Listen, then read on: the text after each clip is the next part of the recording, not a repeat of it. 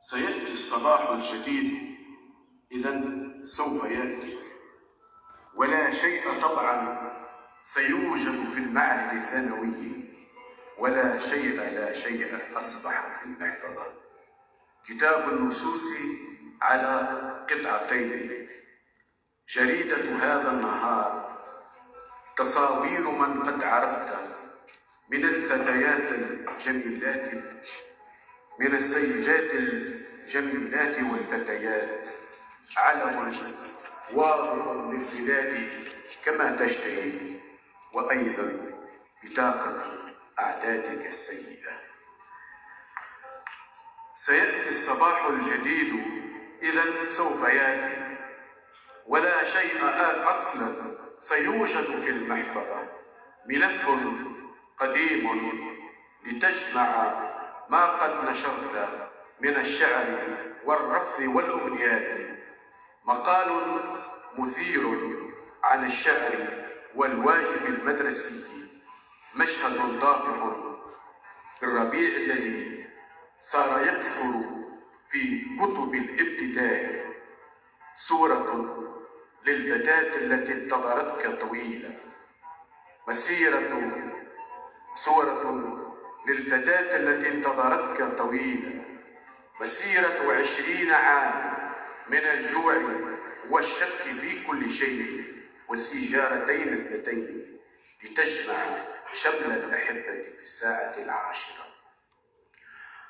صباح ثقيل، إذا سوف يأتي، ولا شيء في أول الصبح يصرف للذاكرة، وقائع أمسية كنت وحدك سيدنا، حظائر جردة في موسم للبناء، مطلع رائع من قصيد جديد سيقرأ في زحمة المهرجان، انشغال البلاد بأعيادها كل عام، وتلك الطريق البعيدة جدا إلى المدرسة، تفاصيل ما ستقول لها عند موعد هذا المساء، مخافة أن يلتقي الصمت بالصمت في الشفتين، وخشية أن يستطيل الطريق قليلا إلى النهي والرغبة المخجلة.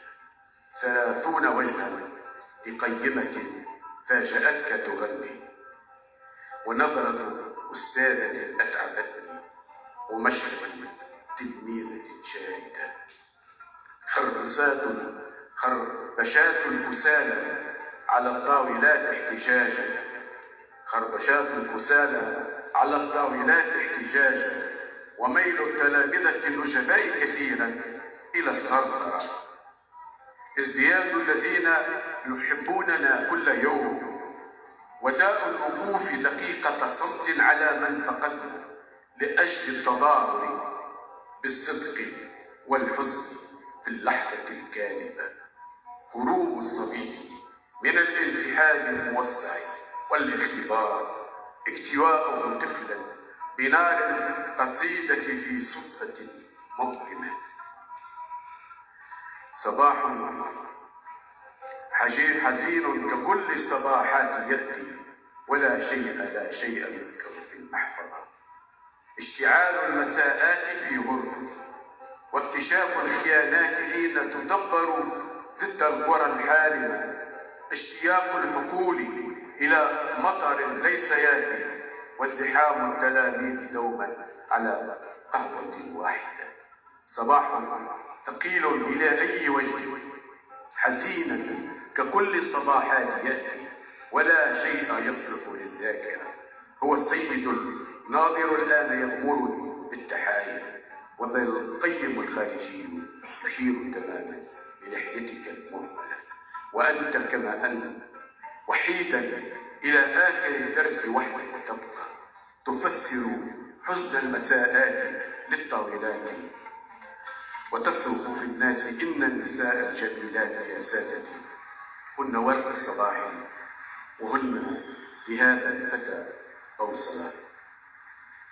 وداعا، فهذا الصباح حزين، هنا بينكم أصدقائي، ولي بينكم غربة واضحة. وهذا الفتى ضيعته الأغاني وليت الفتى أغنية، وهذا الفتى أتعبته الثنايا وقلب الفتى مقبرة. وداعا فما عاد لي بينكم ما يقال، ولي عندكم قربة واضحة. وداعا فلي رغبة في الغياب كثيرة وبي وحشة دائمة. وداعا لم يبق للشاعر الطفل غير تحايا التلاميذ والأصدقاء. وشيء عظيم من الشعر والحب والأمنيات، وحزن جميل يؤسسها خيبة القلب.